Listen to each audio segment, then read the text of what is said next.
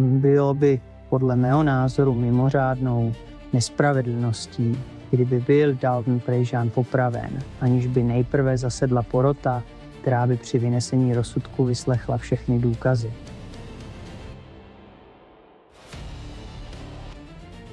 Mohlo by se velmi dobře stát, že má postižení, které není zřejmé.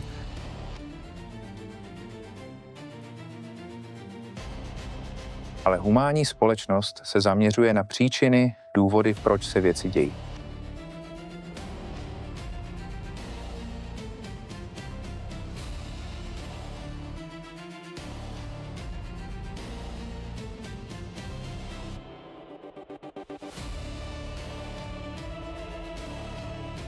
Proč by měl žít, střelit někoho a slyšet, jak ten člověk křičí bolestí a pak, aby dál spadl do příkopu a doslova vykrvácel?